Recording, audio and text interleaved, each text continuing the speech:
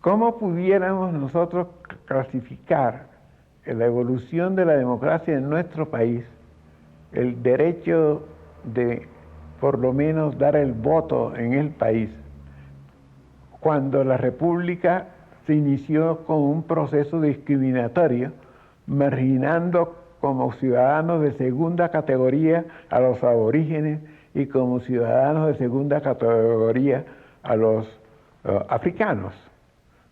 ¿Cómo entender los problemas políticos y sociales de la democracia y de la libertad hoy en día si no echamos mano al recuerdo de que la República se instituyó como una república esclavista, que casi por más de medio siglo los africanos tuvieron que continuar con el sanbenito de ser ciudadanos de segunda categoría, a pesar de que habían contribuido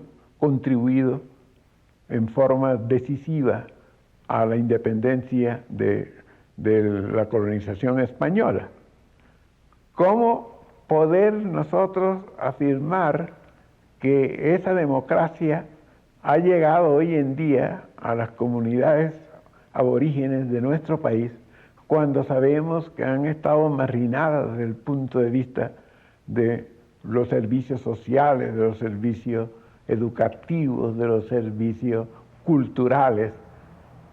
¿Cómo poder en este momento nosotros determinar que pueda existir el concepto de democracia si involucramos a estos grupos marginados, a los cuales no se les ha dado, no se les da y no se plantea una solución definitiva de acabar con el marginamiento social y político en el cual se encuentra?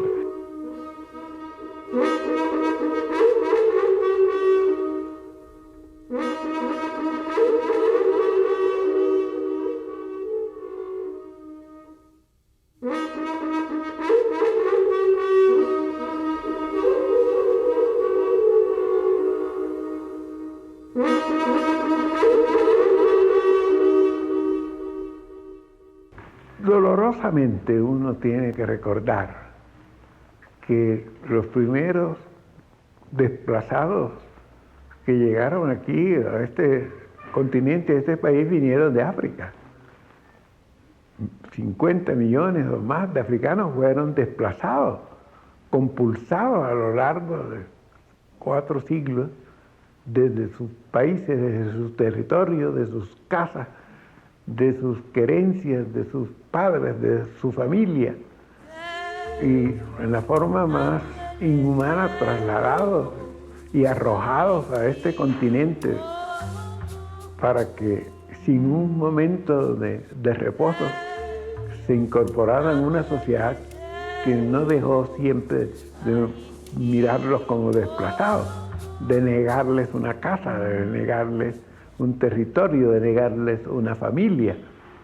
Yo creo que hoy en día, cuando se ven estas familias de descendientes africanos de nuestro litoral pacífico y de otras regiones, como el caso del Urabá antioqueño, uno tiene la percepción de que son tránsfugas de sus respectivas regiones, en este caso colombiana, pero que recuerdan a los antepasados que llegaron a este territorio también en igual condiciones de desplazados.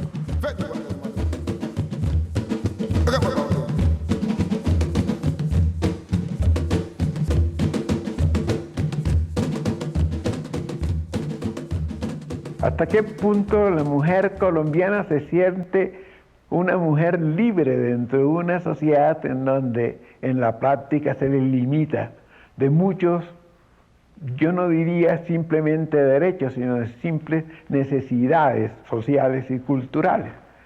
¿Cómo la mujer progenitora del ser humano se le limita a que no pueda en determinadas circunstancias tener la misma igualdad del varón con respecto a salario, con respecto al derecho de voto, etcétera? Y desde luego estoy involucrando conceptos históricos. Nosotros sabemos que durante mucho tiempo en este país la mujer y los africanos e indígenas no tenían el derecho al voto porque no sabían leer y escribir. Y también sabemos que hasta en el año 56 la mujer aquí no tuvo derecho al voto, porque a partir de esa fecha se hubiese designado y se le hubiese autorizado o se le hubiese concedido el derecho ciudadano de votar o el derecho ciudadano de participar en una forma activa dentro de la sociedad, en el empleo, en la educación, etcétera. Por ese hecho, ya podemos afirmar que en Colombia se ha generalizado el beneficio de la satisfacción de tales libertades. Creo que por muchos otros aspectos pudiéramos considerar todavía que gran parte de la sociedad colombiana todavía vive en la esclavitud.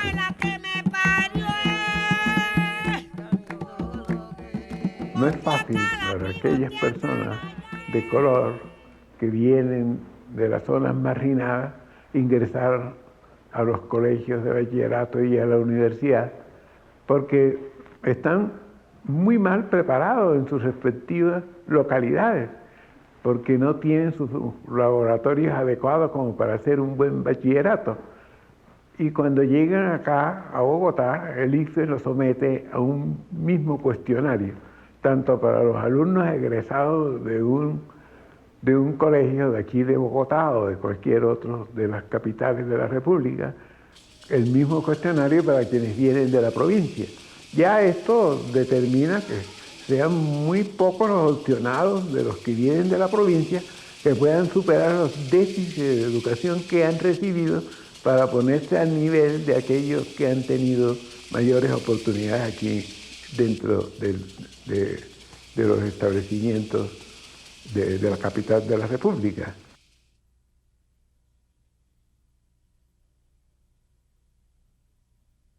¿Dónde termina el mestizaje de los mulatos en Colombia? ¿Dónde termina el mestizaje de los mestizos en Colombia? ¿En qué parte del país podemos poner mojones para determinar el territorio que correspondería a los mulatos del país? Yo creo que hay que reflexionar mucho sobre este particular y sobre ello seguramente pudiéramos encontrar muchas de las causas que infortunadamente hoy en día estamos viendo en el país.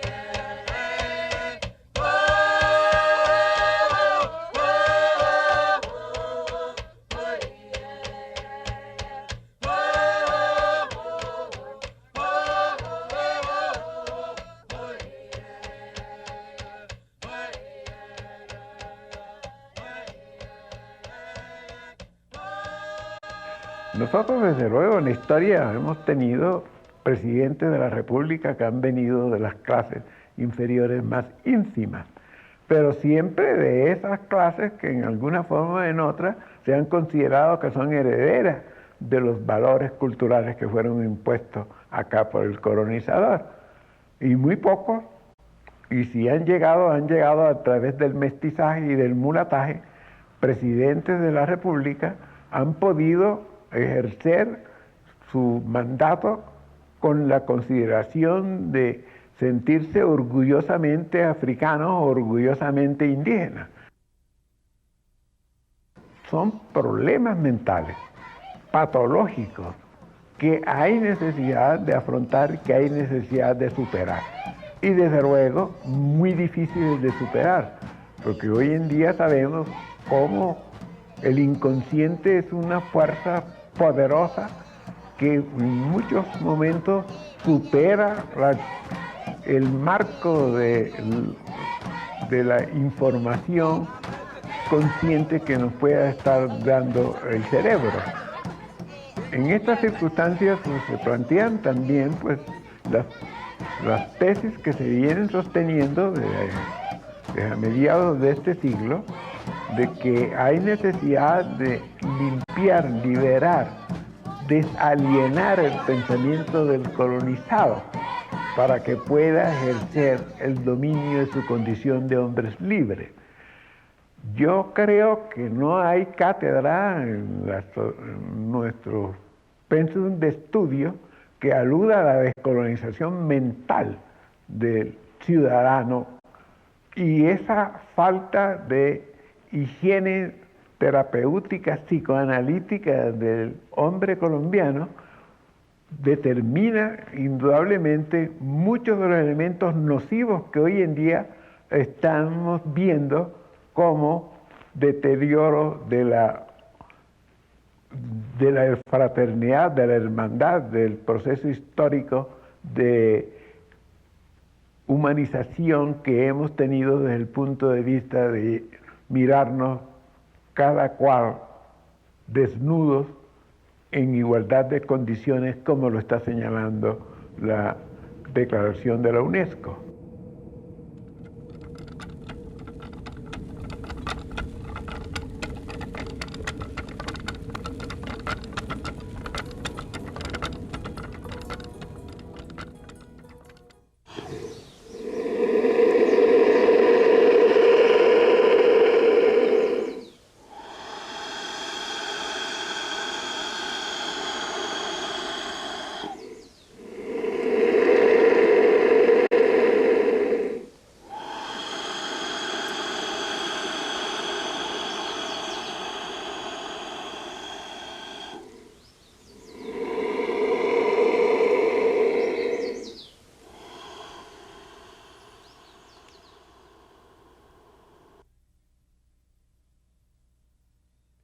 Es necesario también hoy en día, cuando se está hablando de llegar a una paz, de tener en cuenta estos elementos psicopatológicos que indudablemente están influyendo en una tragedia nacional, que no tiene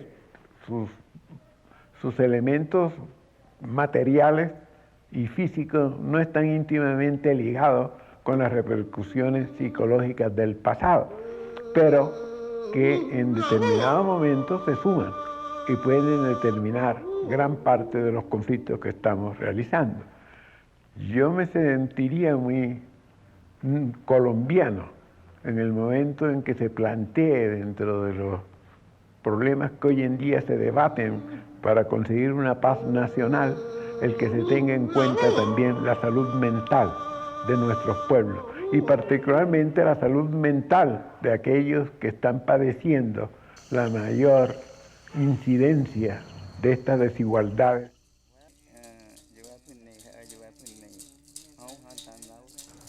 Yo diría que el influjo de la enseñanza académica para abrir el horizonte del conocimiento de la cultura tradicional popular es prácticamente ignorado en los pensos de estudio.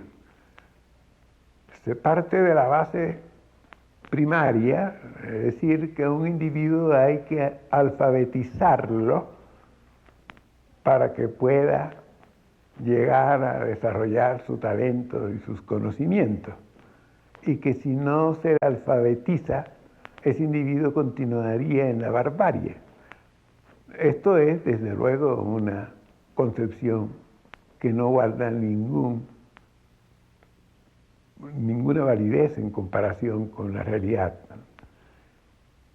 Un analfabeto, sin pisar la escuela primaria, es depositario de esa milenaria cultura popular. Es depositario de una sabiduría ancestral. Y por lo tanto es un individuo que puede asumir los grandes desafíos de la vida, de la existencia, aun cuando seguramente será un mal competidor con aquellos que han pasado por la academia. Pero esa cultura popular no debe borrarse, no debe marginarse, no debe menguarse cuando se está planteando la necesidad del conocimiento académico. Porque la cultura popular, independientemente de que haya o no haya el conocimiento de las letras y de la escritura, continuará enriqueciéndose históricamente. Hay un ejemplo clásico para demostrar que no es posible definir fronteras entre la cultura popular y la cultura científica, y es el hecho de que el alfabeto fue inventado seguramente por un analfabeto. Y ese analfabeto capaz de inventar el alfabeto continuará siendo también capaz de interpretar, comprender y de contribuir al desarrollo del conocimiento humano aún en su analfabetismo.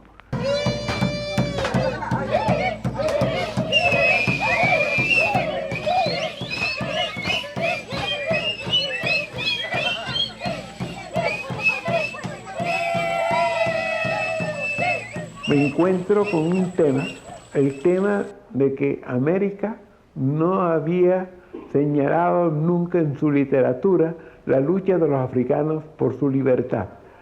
No simplemente la libertad de la esclavitud, sino la libertad como seres humanos, de tener una familia, de tener una mujer, de tener una tierra, porque habían sido desplazados de su África y que no tenían la oportunidad de retorno.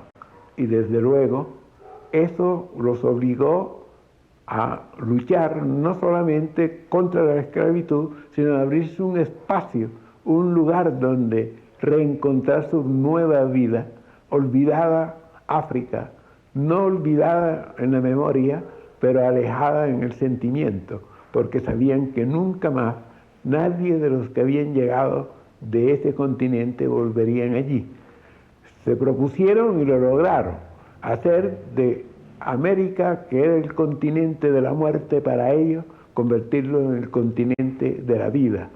América, que había sido para ellos el continente de la esclavitud, convertirlo en el continente de la libertad.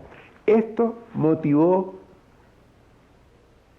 la conciencia de que esa historia debía ser contada. Y me sorprendí de que no hubiese sido contada, ni por la historia, ni por la poesía, ni por la novela. Y fue un compromiso que se fue prolongando, hasta sumar, a partir de la publicación, como he dicho anteriormente, de Nchimana Son Santos, una nueva novela, y ese transcurso fue de 20 años, más o menos. Y aparece entonces la publicación de Changó, el Gran Puto.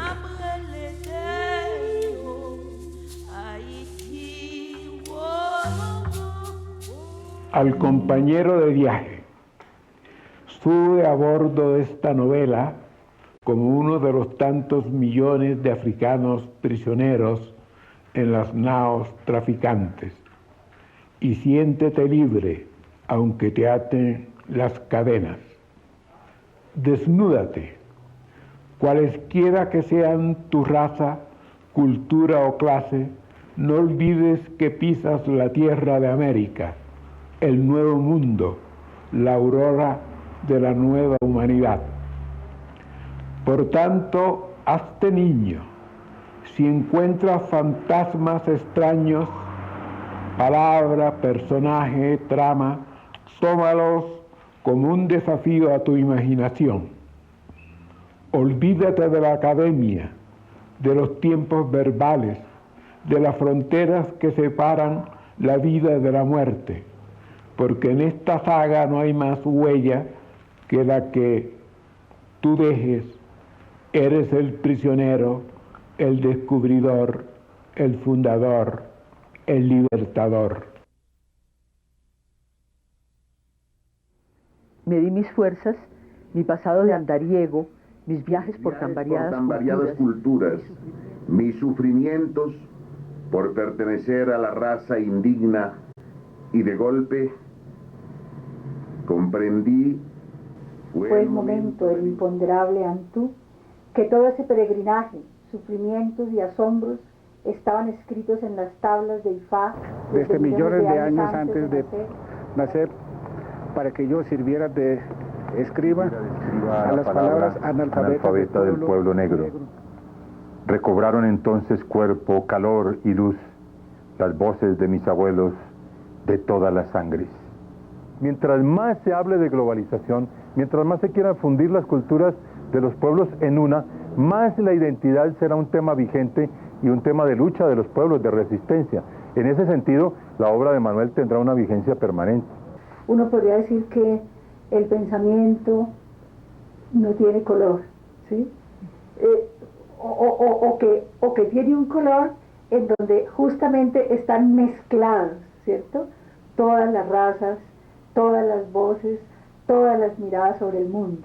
Estas manifestaciones sincréticas de las diversas etnias tienen en Manuel un postulante que va a dar precisamente una gran incidencia al desarrollo jurídico del país en el sentido de la polietnia y el reconocimiento de la cultura y de las necesidades de los grupos minoritarios.